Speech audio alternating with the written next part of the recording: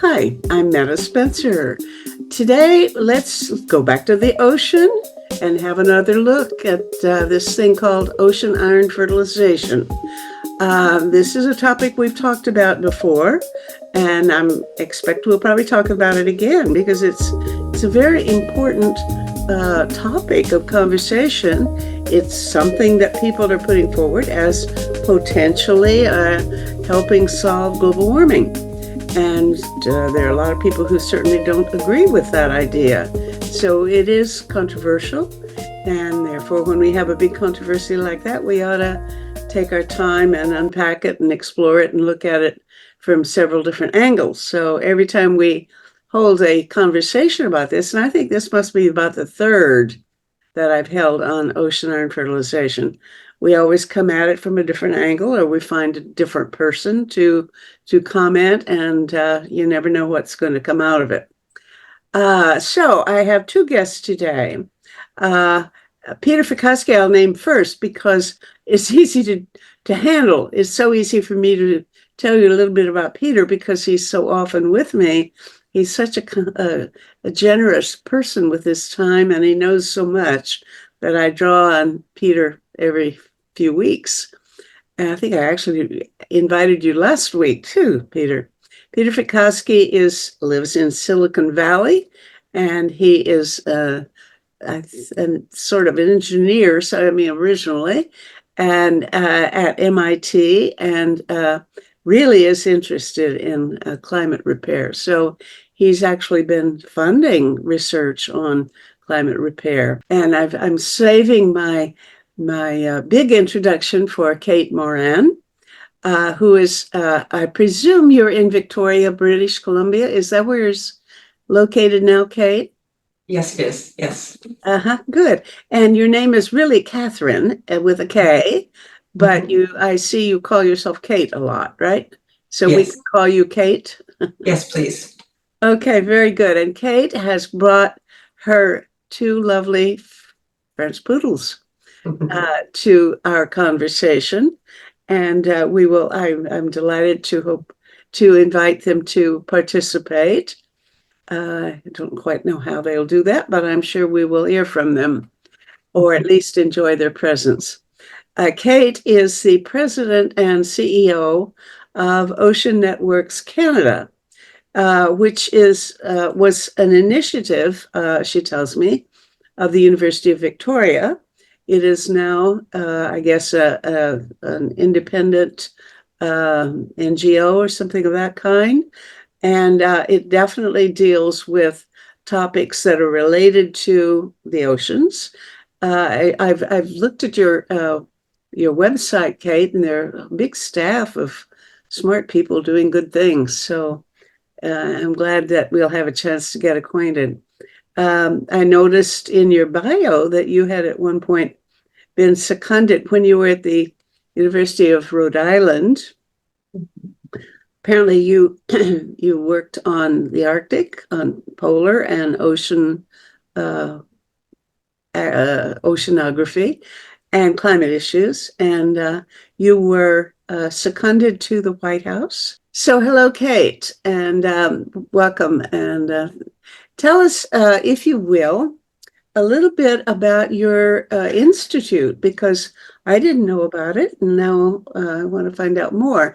Behind you, there's a wonderful mural. I don't know, is that your office wall or is that your living room? This is my office. Yeah, this is one of our Zoom rooms, and we just have a display of a representation of. I can explain it. The representation of. Well, go ahead. Tell us. Sure. Tell us about the map, and Okay. but mostly tell us first a little bit about your organization. Okay, so Ocean Networks Canada, we're a nonprofit.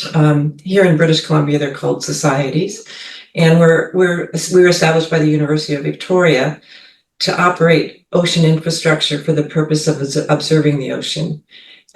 Here at the University of Victoria, there were two maverick scientists who decided to develop and install what they call telecommunication cable-based ocean observing.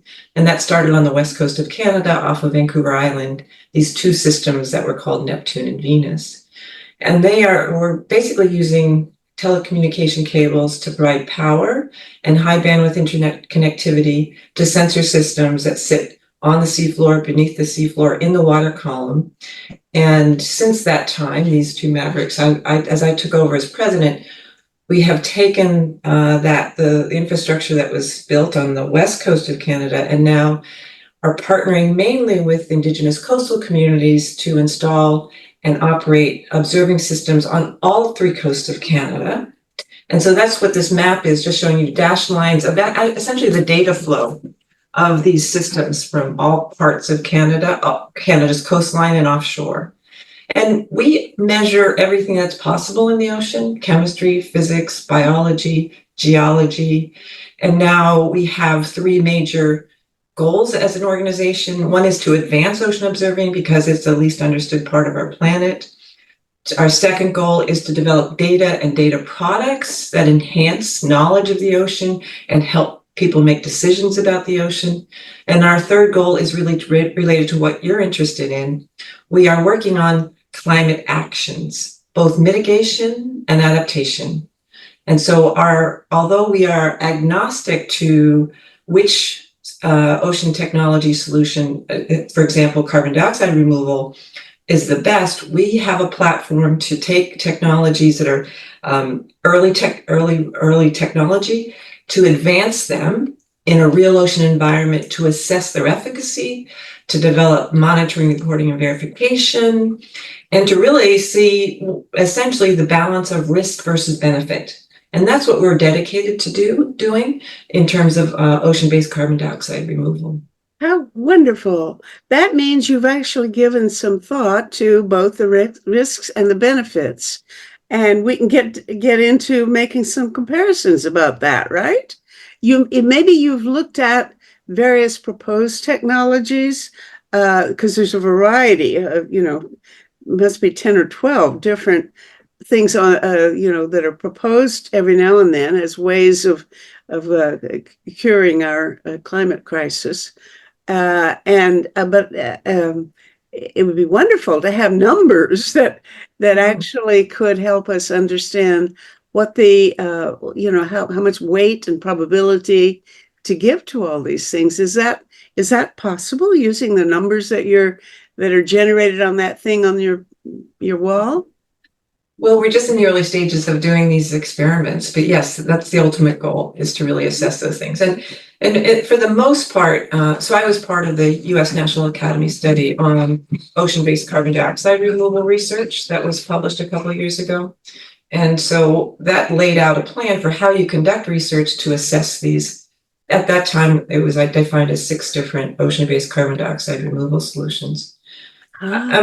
So I'm not a specific expert in any one of them, but an expert in understanding how we can conduct research to understand them better and make decisions about them.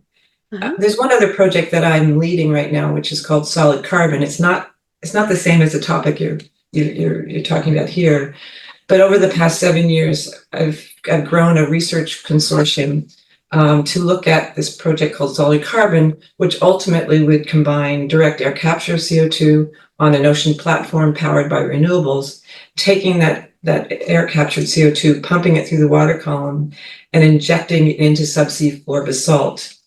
Here at Ocean Networks Canada, we are lucky to be able to monitor in real time one of the best understood ocean basalt locations on the planet. And because of that, we are continuing to secure funding to do a demonstration, because we do think that this could be one of the largest and safest approaches for carbon dioxide removal. Okay, you've already named something that I have never heard of before, and I want to know more about. Peter, do you know what she's talking about? A solid carbon? This platform thing? Have you ever heard of that before?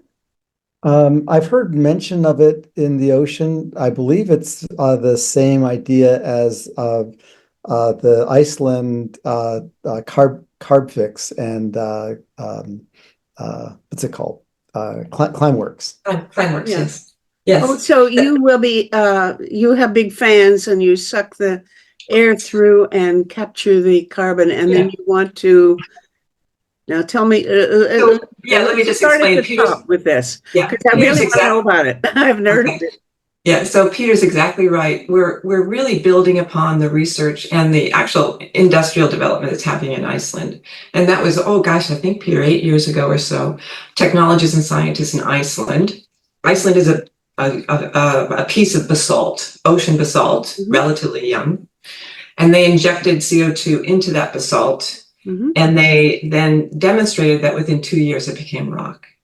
Now, the reason that we're interested in our location off of Canada's west coast is because over 95% of the type of basalt that is amenable to this approach, reacting with the basalt, so CO2 is permanently removed. 95% is in the ocean. And so and the reason that Ocean Networks Canada got involved in this, because I had a colleague at Columbia University who is a leading researcher in this area. And he contacted me to say, we need to actually demonstrate and do feasibility studies at your location. And it's called Cascadia Basin. We know from just looking at previous scientific ocean drilling here in Cascadia Basin that the capacity for this kind of basin is over 100 gigatons. We think it could be as high as 700 gigatons. And in just one ocean basaltic basin. Now, we as an organization are not doing research on direct air capture. We're pleased to see the U.S. Inflation Reduction Act investing in direct air capture, because as that advances and costs get reduced and it gets developed, which hopefully it will, but I'm not an expert in that, we want to be sure we have the sequestration locations that are permanent. What the oil and gas sector is doing is proposing to put these into sedimentary basins, which are not permanent solutions. And so that's why we want to advance this. Tell me, excuse me, sedimentary basins. Yes. I need help with that. That's where oil and gas. Not Yes. You're talking about ocean deposits. But both. I mean, the oil and gas sector is proposing to, and they are doing it in some locations, sequestering CO2 into sedimentary basins. It's where oil and gas is. So it's really, and that you need to forever monitor them. And as many of us know, the oil and gas sector is not well known for maintaining their infrastructure for decades and decades. So it's really, our goal is to really make it a foolproof sequestration solution. And that's why we're researching solid carbon. So sorry, I'm way off topic then. No, you're not. I mean, we don't have to stick on any topic. Our topic is how we're going to save the world. And so that's pretty broad. And I am very interested in this notion. Now, I've had a lot of shows with people who want to do enhanced rock weathering and using primarily basalt.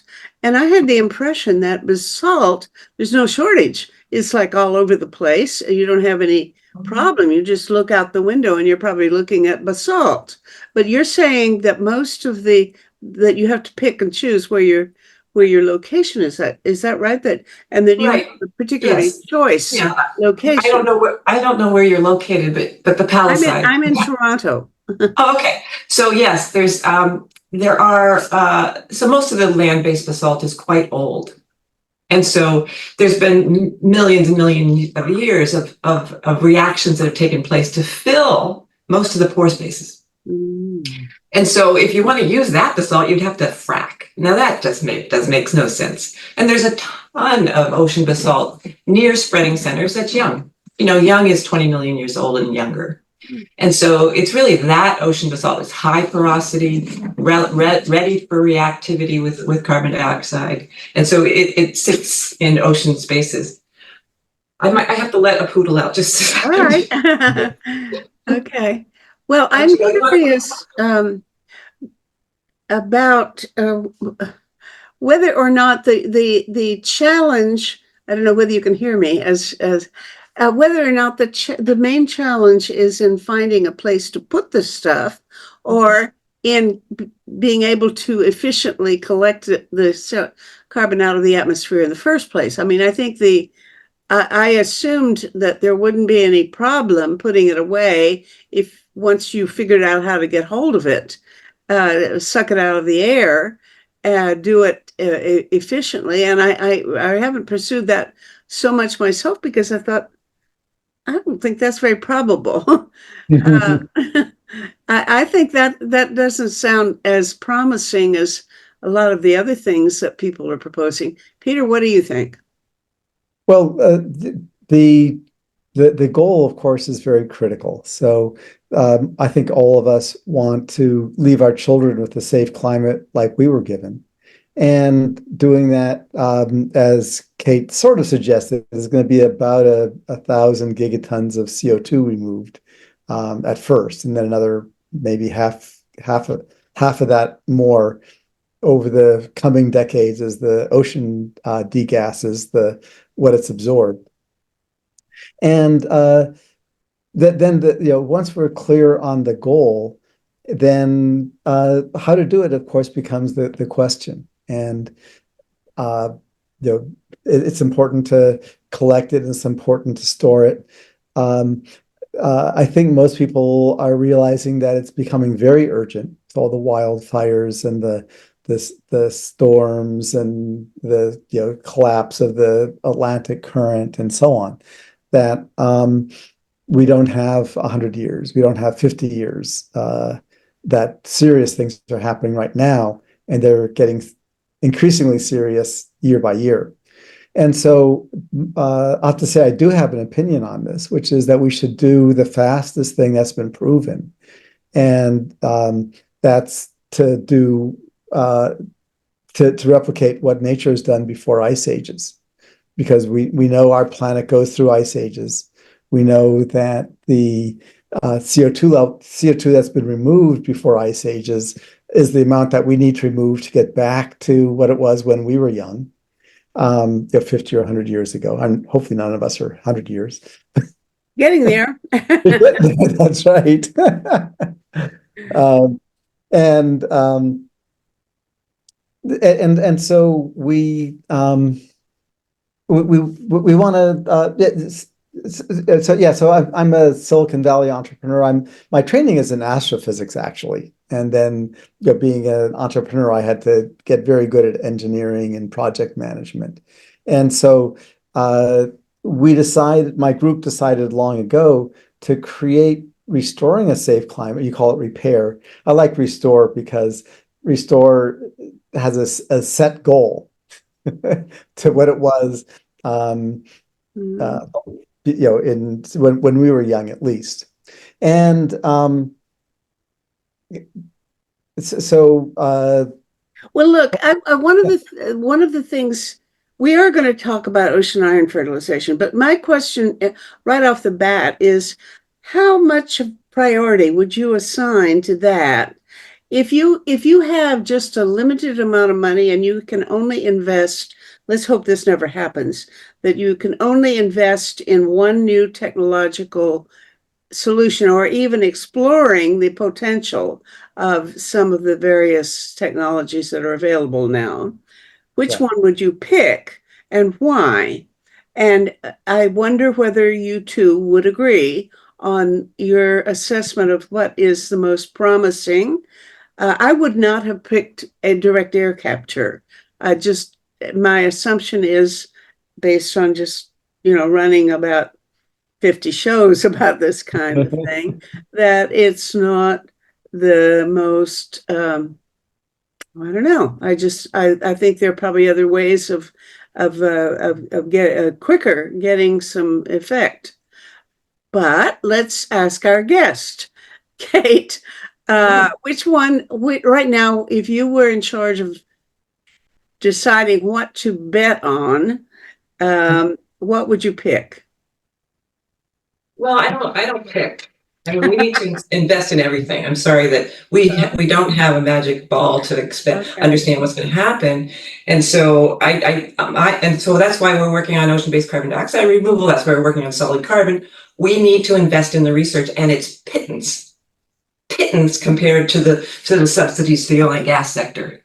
So I'm not going to pick anything. I'm going to do everything I can to advance the research so we can make decisions. That's my position. And I don't want to have these solutions fight against each other. It's just stupid to do that, basically. Good. I also want to say something about repair. So I've done paleoceanography, and Peter, you probably know that, but what we are doing right now in terms of the emissions into the CO2 is like a meteorite impact to the planet. And that when that kind of thing happens, the planet changes. So I think we don't know what the planet's going to be like because of that. The rate at which it's all a rate problem. And right now, as I see it, I'm kind of excited because I'm in the middle of a meteorite impact on the planet. And I'm able to watch it. And so I don't think it's a repair. I think it's how do we live in this new world of post human So meteorite? it's not, he likes the word restoration, but we're not gonna quarrel between restoration and repair. Right. Question, your language is going to be future oriented, really. It's survivability. It's human survivability, because I also disagree the planet's going to be just fine. It's can we live on it as humans and have a rich biodiversity? That really is that's the issue, not that the planet. It'll be just fine. Yeah, after we have been exterminated, it'll feel a lot better. Yes. That's right. Yeah. Okay. Well, let's talk about ocean iron fertilization. Okay. Since we Maybe I could Sure. weigh in, because not being an academic, I am entitled to having an opinion. And being a Silicon Valley guy, I really like goals. And I think the three of us lived through the moon landing, where President Kennedy said, we're going to land a man on the moon and bring him back safely by the end of the decade. And it was clearly impossible in 61. I mean, it was conceivably possible, but so was anything. But we did not know how to do it. The scientific community opposed it because it was a waste of money. But I'm a fan of JFK. And so what my team did, Kate, is we said, well, the first step was to figure out for whom is the climate a problem. And we realized that for science, as you said, it is fascinating. Yes. So it's not a problem for science, but it's a problem for us as parents and grandparents, because we actually do want our children to have to live on a beautiful planet like we did. And so then as an engineer, I said, how would we, let me just move your picture up so I'm looking at you. Okay. So we asked, if we were to restore it, by when would we need to do it? And we figured by 2050, because even 10 years ago, it was very clear after 2050, our planet will be totally different, and bringing it back would be quite unlikely. And then by 2050, what do we need? Well, as humans, what we want is to have the same CO2 that humans have survived long term. And that was 300 parts per million. In theory, we'll be okay at 350, but as parents, we don't like in theory for our kids. If someone has a new plane, they say, in theory, I think it flies fine. We put our kids on the one that's flown thousands of times. So that's the origin of 300 parts per million by 2050. It's that simple. No more detail than that.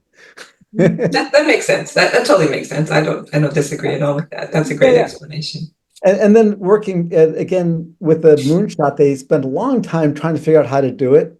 The way they actually figured out how to do the moon lander and all the orbiter and lander and return capsule was they reverse engineered it. They said, okay, good. We're on our way back from the moon. What happened before this? And when they worked backwards, it was clear there was no other way to do it. Interesting. Yeah. And so working backwards from CO2 is falling below 300 in the year 2050. We said, okay, what would happen? Well, clearly there were 2 or 3 methods operating, because in any important system, you always have the main system and 2 backups. Always, the airplanes and so on, submarines and so on. And then the CO2 will be being removed at about 60 gigatons per year. You can divide 1,000 gigatons by 50 years and add 10 gigatons per year for various reasons. And then we just ran that through the standard modeling that the magic modeling that IPCC uses, and 60 gigatons a year. And then we said, okay, good. We know what the rate is. We know that we have a primary and two backups. And then what do we do? Well, in engineering, what we always do is we say, well, how has this problem been solved in the past? And of course, the first thing that I think the three of us thought about, because was like, oh, we've had submarines for 100 years. And so that's where the direct air capture comes from. Direct air capture is derived right from the submarines. But then really it was around in the 1990s, early 90s, when John Martin came up with well, first of all, we had the ice cores. So we understood much more about the CO2 levels going up and down before ice ages. Because when I was a kid, we didn't understand that at all. But again, once we got to the Kate, you could fill in the details, but you get the general idea. That is really just the last 3 decades that we said, oh, we understand how ice ages work, and we could actually replicate them because the amount of iron involved is, it's at worst $1 billion worth of iron, which is a trivial amount of money. The cost of distributing iron dust is extremely low. We have to figure out where to do it and how and so on. But excuse me now. Now I hear you talking about something that sort of sounds like ocean iron fertilization. Up to this point, I didn't hear that. But now you're into that modality of working, right? Yes. Mhm. Yeah. Because again, it's great having Kate here because I'm guessing we're pretty close to the same age, and probably went through the same thing when I was an undergraduate in the mid-70s. I read about global warming, and my mind went to modifying, improved how submarines get CO2 out of the air because we didn't know how ice ages did. And then my brain was pretty much set in concrete after that. So by the time John Martin told us exactly how to do it, my mind was already set on the direct air capture. And really, it was just the last 6 years that I said, okay, delete everything because we're now in a total emergency. How would you do it now? I was, and let me show you my little graph here, Kate. Share my little graph. And so 2 graphs. This one, Kate's seen this 1,000 times. For the audience who's seen me, they've seen it 3 or 4 times. This is sea level over the last million years. And the warm periods, the CO2 levels here are about 280. The highest level we've ever survived right here is 300. And you can see it going up and down, up and down. And we need to remove roughly the same amount of CO2 as was removed during the ice ages. Now, what's interesting is, and I really have just been talking about this in the last year, if you take the Keeling curve, which is CO2, this is being measured at the top of a mountain in Hawaii. You can see the CO2 is steadily going up as we keep burning more coal and gas and other fossil fuels. And then if you look at the period around Mount Pinatubo eruption in 91, that was here. The following year, we had net zero for 14 months. And that really caught my attention because I realized, oh my God, that's what we've been wanting to do. And we've been oblivious because when this happened, we sort of were just beginning to wrap our heads around how ice ages work. And so we thought it was a blip, but now it's 30 years later, and you can see the CO2. So this is averaging it out in a way from that NASA and NOAA do. And you can see a steady increase, gradually increasing as the population increases. And then here's the net zero for a year in 92.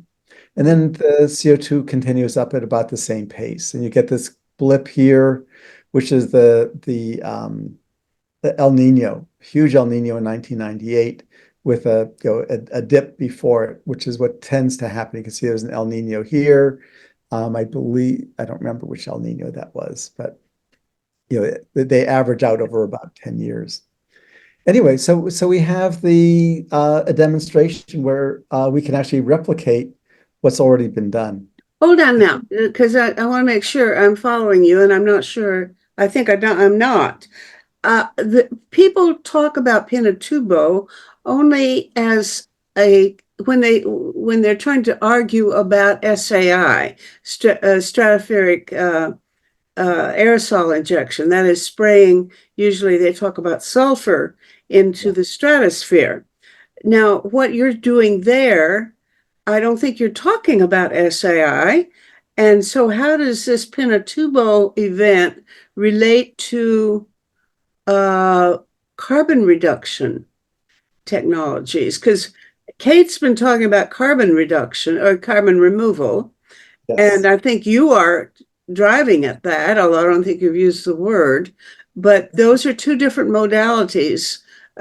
Reflecting sunshine back into space is different from removing carbon dioxide from the atmosphere or the ocean, right? Yeah, but I think Peter's exactly right. I mean, all the ice core data also supports Peter's interpretation of what's going on here, because when you look at the ice core data, you can see that when there's increased dust, that's been deposited in these ice cores, it means that there has to be, and the CO2 changes in those, so there's direct evidence. And so you can see that this is likely an ocean fertilization effect, where you're providing nutrients to areas of the ocean where there's not enough nutrients to grow phytoplankton, and then they absorb CO2, etc. So, I mean, there's a lot of evidence from the geologic record to support that interpretation. Yeah. Rather than the atmospheric where you're actually it's a temperature effect that I never heard the SAI acronym before, but thank you for that.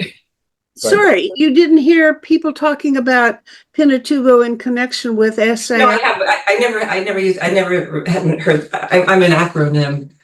I'm trying to get rid of acronyms, so I never heard the acronym. Thank you for that. Now I know. Yeah, I think, unfortunately, when people talk about geoengineering, 99% of the time, if they're not a real climatologist or somebody with expertise, the only thing they're really referring to is strategic or stratospheric aerosol injection, this spraying of or releasing of sulfur, which scares a lot of people, because all kinds of bad things might happen, or theoretically could happen as a result. Therefore, I think that's the reason for the extreme opposition that we hear to geoengineering, is that's what the people think that it is, nothing else. And of course it is. There's a lot more that's possible, and probably the risks and the benefits and the potential vary all over the place from one to another. But anyway, so I interrupted Peter. I'm sorry. You can get back to work now, Peter. Yes. So when Pinatubo erupted, there were two phenomena. One of them was the dust in the stratosphere, the sulfates in the stratosphere, which reflected sunlight back into space, cooled the planet by 0.5 degrees C. The second one was there was gigatons of dust that were dumped into the nearby ocean, and there was a big windstorm, a big cyclone right at the same time, and it blew all the dust, most of the dust, into the ocean. And so it's a good hypothesis that provided nutrients for phytoplankton growth. Right. And it turns out that there was a downwelling eddy that's always roughly in the same spot there. And there's a hypothesis that something about the downwelling brought the detritus from whatever bloom there was deep into the ocean, where there's no oxygen. And just lower oxygen, yeah. Yeah, right, yeah, exactly. I thank God for scientists. Poetically, no oxygen. Scientifically, very low oxygen. Yeah, yes. Mhm.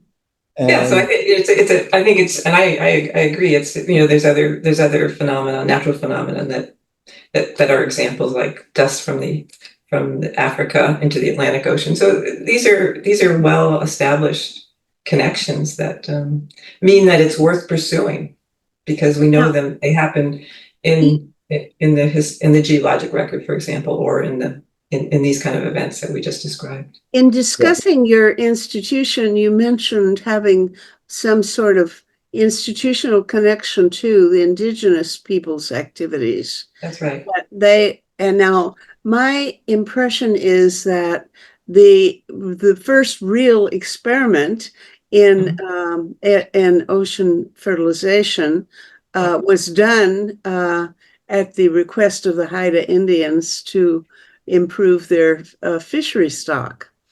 And and that may I don't know whether you would say that as a result, or as a that is still true, that the indigenous people are more likely to be open to considering the value and maybe supporting ocean fertilization.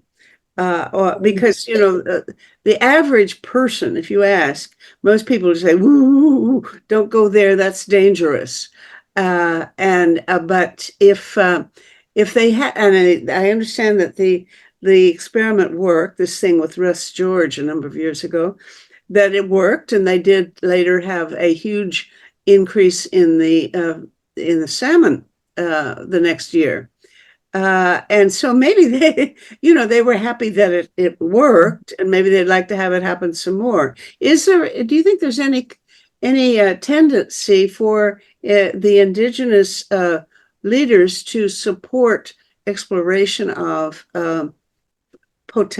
this and any other potential climate? I don't know whether I want to use the word repair, restoration, or whatever term you use. Solution. How about solution might be the best word.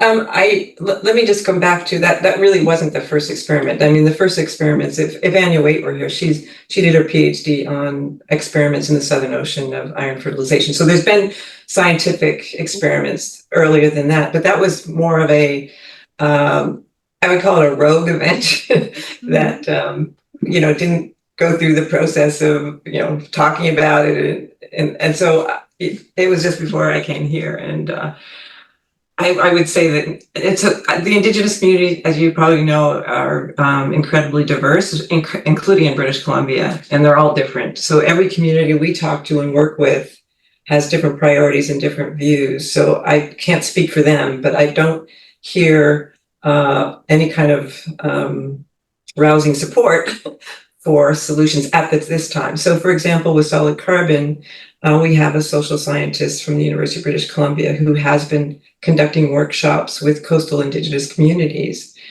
and there's questions still, and so I think that it's important to conduct research on the social side in parallel with any of these solutions, because if we don't do that, the knowledge about what we're talking about here does not get shared, so that there's an understanding of the risks and the benefits. And so I'm advocating as much as I can for ensuring that we conduct that research as well with any of these solutions. So we now have a new partnership with the Haida Nation that's related to measuring changes in their offshore areas, but also to work on measuring noise to reduce the impact of noise on marine mammals. So as we have more discussions with them, we can probably ask those questions, but I don't know the status right now of that particular topic. Mm-hmm. Now, Meta, if we can, first of all, it's important to see that there are benefits to the indigenous peoples improving the health of the ocean. And in terms of having an opinion about what we should do now and soon, on the one hand, the cost of restoring a safe CO2 level using nature's method, which is the ocean fertilization. I'm American, so it comes out to about a penny a day per American. So it's very, very inexpensive because it's it's been done before. On the other hand, it's not permanent, right? The ice ages come and they go, and the work that Kate is doing over hundreds of years is going to be very important because we don't want that the carbon that we would get sequestered into the ocean, it's not going to be there forever. And so we are going to have to sequester it into rock. And over the years before I wrapped my brain around ocean fertilization, I was looking into exactly what Kate is working on, which is we know how to get CO2 out of the air. It's very expensive still, but the price will go down eventually. It always does, just not fast enough. To save our civilization if we went that way. So, but we do want to continue developing the direct air capture over the next many decades because we are going to need that, and sequestering it into basalt. I don't know why it gets so little discussion, but really that is the only way it's going to happen. And it's great to say what you said, that I hadn't heard the 800 gigatons, but that in one spot, that's amazing. About 700. Yeah, 700 is our maximum. But we'll know more once we do a demonstration. So we're just trying to get funds right now to just do an injection, just like they did in Iceland, and then begin. Hopefully, when we do that, there'll be just more, press about it and talking about it. And we're working with Carbfix and Climeworks too, because they're interested in this too, in taking that and moving it to other parts of the planet. Yeah. So we want to do both. We want the quick solution, which is replicating what nature does, and we also want to invest in the long-term solution to permanently sequester it in the rock. Yeah, and of course, the classic, example of the minerals into the ocean is the uplift of the Himalayas. Those longer rates. Those two were part of that. It's all part of that so-called natural solutions that have changed our climate over time. Yeah, and then one of the interesting things, Kate, is we did a cost analysis, so we know what in Iceland the cost is about $1,000 a ton of CO2, and then by contrast, using the 2012 case as a test, what does it cost to distribute the iron dust at 100 tons at a time? And that came out to 1 to 3 cents per ton of CO2. So you have a sort of a 10 or 30,000 to 1 price cost difference.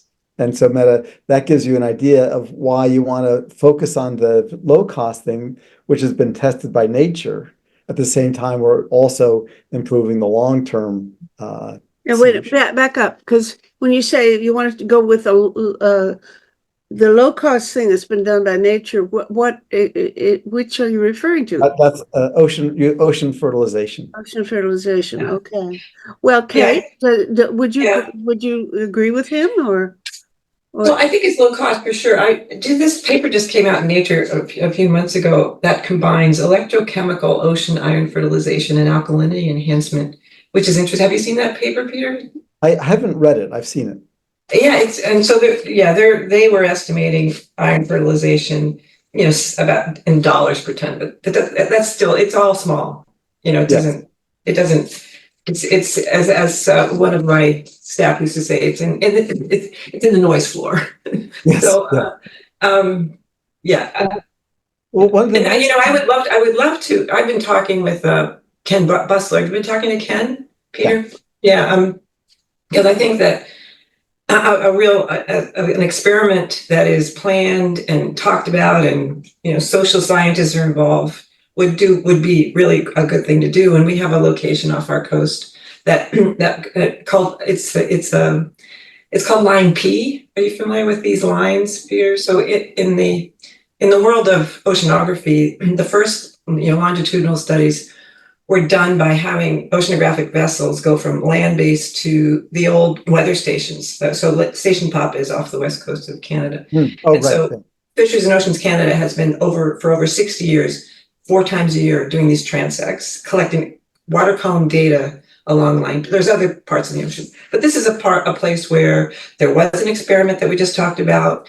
And it goes from a coastal area to the open ocean. So from high productivity areas to low productivity areas. And we think that we should begin to put sediment traps along line P, get the baseline information, and then conduct small scale experiments along this line.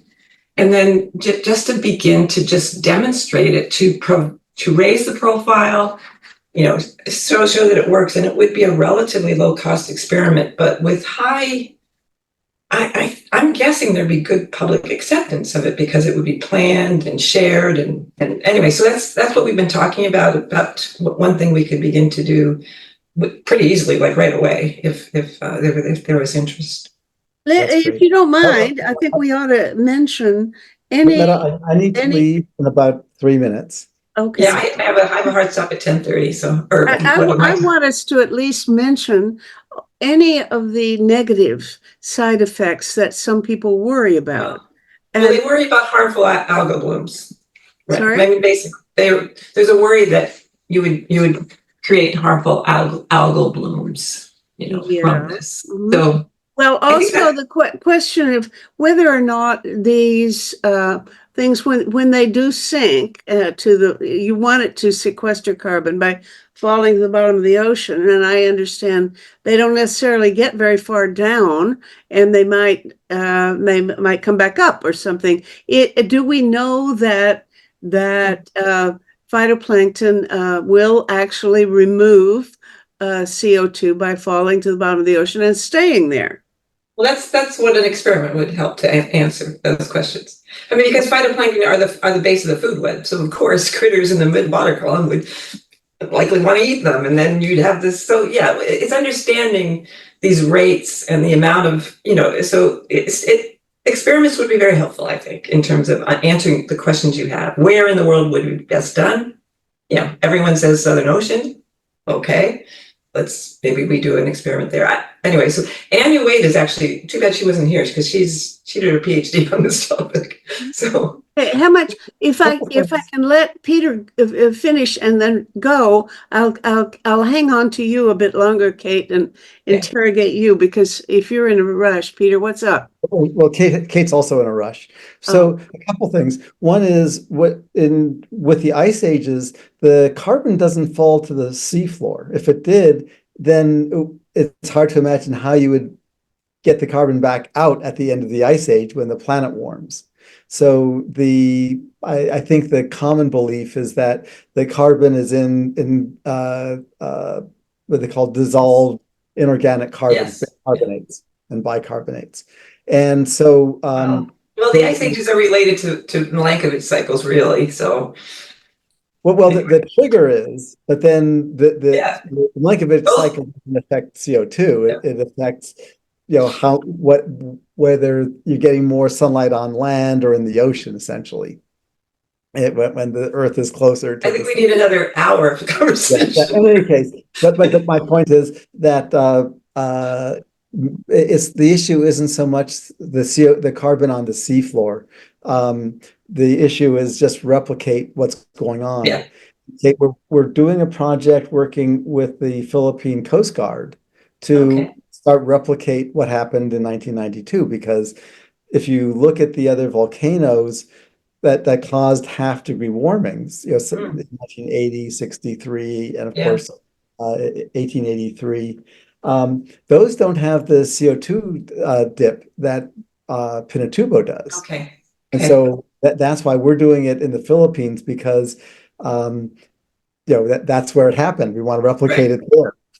Oh, interesting. I look forward to hearing the results of that. And the final part with that is the hypothesis now is that there was enough that there was the downwelling to sequester it long term, and then there was enough iron to for a long enough time to get the nitrogen fixing bacteria to reduce the nitrogen, because quickly after you have iron, nitrogen becomes a limiting factor. But of course, there's nitrogen if you can fix it.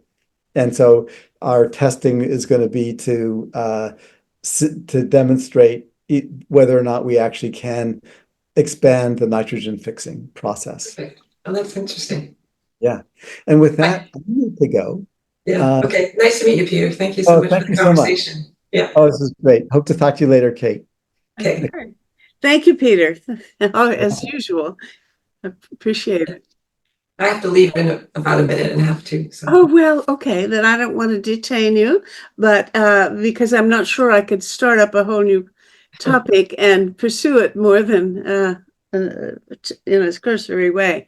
It's been great fun and very, very interesting and valuable. So I'm delighted to get acquainted with you and know that you're doing all these good things. I'll try to Yes. follow a little bit more of what you the numbers that you generate from this Yeah. activity. Yeah, well, thanks for the invitation. And if you come to Victoria, come and visit us. Thank you. I would love to, but I probably won't. But at any rate, it's Okay. you. Okay. Right on. Thank you. It's nice to have you on our side. Thanks so much. Okay, take care. Bye-bye. Project Save the World produces these forums, and this is episode number 631. You can watch them or listen to them as audio podcasts on our website, tosavetheworld.ca. People share information there about 6 global issues, and we welcome your comments too. To find a particular talk show, check the scroll list on the homepage or use the search bar. Project Save the World also produces a quarterly online publication, Peace Magazine, which now serves as a free of charge newsletter to help mobilize knowledge about 6 global threats to humankind. We currently email the magazine as a PDF or link to any interested organization in the world that works to prevent a global catastrophe involving war and weapons, global warming, famine, pandemics, radioactive contamination, or cyber risks. Just email us at office@peacemagazine.org and we'll add your group's email address without charge to our list. For individual subscriptions at $20 Canadian per year, go to pressreader.com on your browser and search for Peace Magazine.